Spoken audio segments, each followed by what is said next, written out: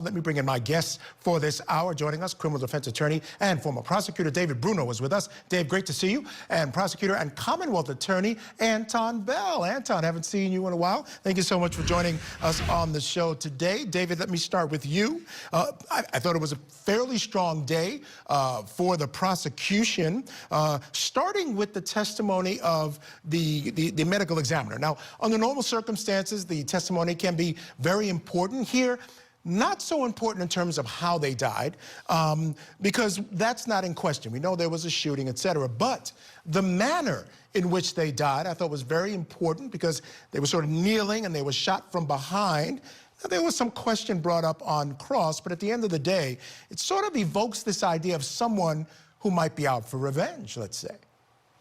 Yeah, I agree. I mean, this is almost like from a movie when you think about that particular fact situation with somebody impersonating police and getting somebody or a group of people down on the ground and executing them.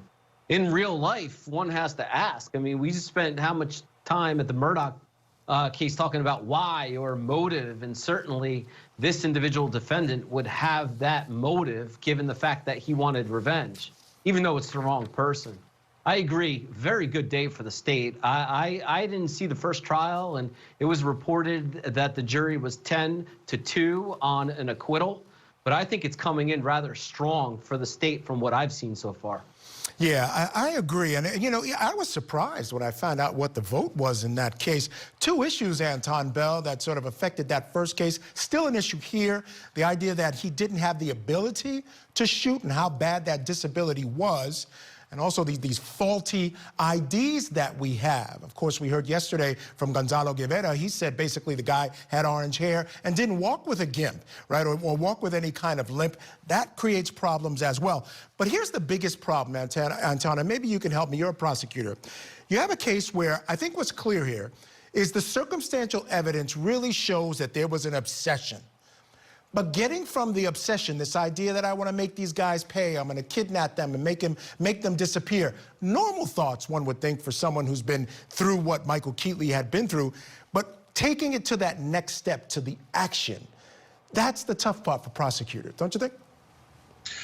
Well, proving that a person has committed an act is always the tough part. However, when I speak about doing a prosecution or trying a case, it's like a big puzzle. And so you have to piece every little part of the evidence together to make that complete puzzle. And so in this particular case, I think the prosecution right now has done a great job. I think what they've done is they had the first trial.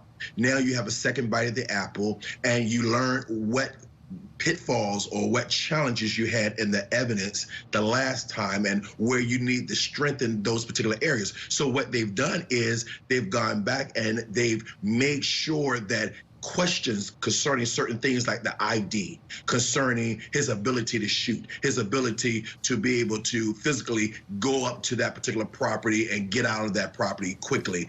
All of those things, they're putting those things together in a very succinct way to make sure they paint the picture for the jury. This is not Mr. Rogers sitting at that table. This is someone who is like Death Wish 1 and 2 and 3, who got hurt, and now he wants revenge, and he had the ability to carry that out. Yeah, no doubt. Charles Bronson, right, from the Death Wish movies. I don't know if our viewers remember that, but I certainly do. One of my favorite movies back in the day.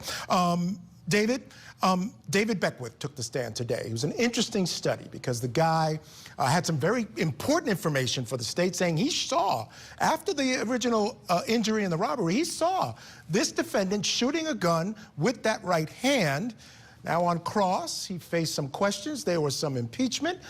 Certainly there was an immunity situation because he was holding a gun. He's a felon, not supposed to do that. He wanted immunity for that. How do you think he came across to this jury? Yeah, if that murder scene was a movie, this guy is right out of the movie. I mean, honestly, some of the comments he's made about peeing on the wall and whether or not it was them, and the immunity deal and the prior convictions. I mean, it really, I mean, but the prosecutor needs it. I mean, what my esteemed counsel, my colleague has said, I mean, they know what the weaknesses of the case. One of the weaknesses is that disability on that arm. And if believable, this man comes forth with evidence that that in fact could be possible. And in fact, that it was discussed about the revenge. And it gets the prosecutor to that step, that next step that they need to prove the who. The why is not it happens. Look, these people were shot, but who is it? And this man, if believed, is going to be a very, very strong witness for the state when it comes to closing arguments. Yeah, now we've got more cross-examination of him coming tomorrow, but up to this point, he's had his troubles, but he's been, as far as I'm concerned, very authentic. I think very believable. All right, gentlemen, stand by, because we're going to turn now to Idaho, where we're learning new information about the arrest of suspected mass murderer Bryan Kohberger. The Monroe County Assistant District Attorney Michael Mancuso shared some key details about Kohberger's arrest with BRCTV 13 yesterday. Take a listen. Mr. Kohberger was found awake in the kitchen area, dressed in shorts and a shirt and wearing latex medical type gloves, and apparently was taking his personal trash and putting it into separate Ziploc baggies. Now, we are also learning that Kohberger has been appointed a new death-qualified co-counsel to represent him at trial, although prosecutors have not announced whether or not they intend to pursue the death penalty. Kohberger is accused of brutally murdering 4 University of Idaho students last November in their off-campus house. He's currently being held without bond while he awaits his next court appearance set for June. We've also learned that, according to People magazine, when Kohberger was arrested at his parents' home last December, he was wearing latex gloves and was putting his personal trash into Ziploc bags before putting it in the trash at home. Investigators ended up using his dad's DNA to identify the DNA found on the knife sheet left at the murder scene. Interesting stuff coming out of there, Anton Bell. When I first read it, you know, this was about 7 weeks or so after the murders. So I'm wondering to myself, could he still be getting rid of stuff from the murders? I mean, he could just have OCD and that's the way he gets rid of his trash. But it sure sounds kind of weird. Well, first, let's talk about the gloves. The fact that he is wearing latex gloves several weeks later, and he is discarding his belongings or he's putting certain things in little baggies, that alone is going to make someone think, okay, maybe this will explain why we may not have seen maybe fingerprints or certain DNA or certain items that may not be at the crime scene. But I have a hunch here, Michael. Here's my hunch. My hunch is, based upon the evidence that they've already seized, I guarantee you somewhere there is DNA from the victims that was found at his house or his parents' home. That's just a hunch that I have.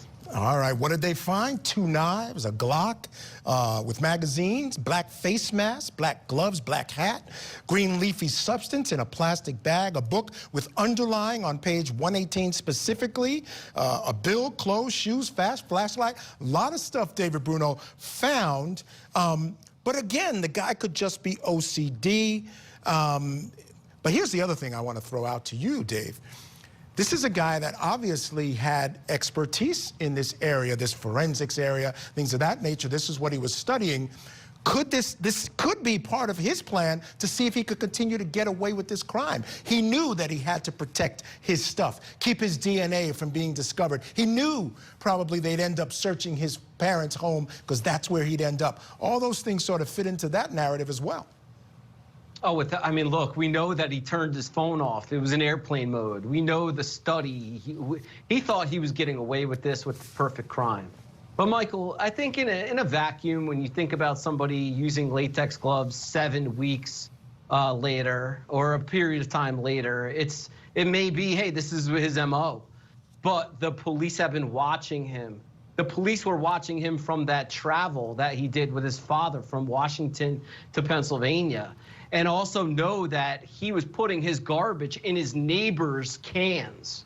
I mean, there's suspect behavior that is in addition to just that latex glove and separating the garbage. And it all really makes sense. This mastermind who thinks he's getting away with this, it goes to a consciousness of guilt.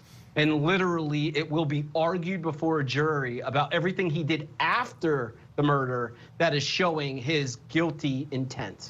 That's right, because remember, they were claiming they had no suspects. So he really had no reason to be acting that way unless he knew that he was involved and he was the one. All right, one more time, gentlemen, I need you to stand by because we have breaking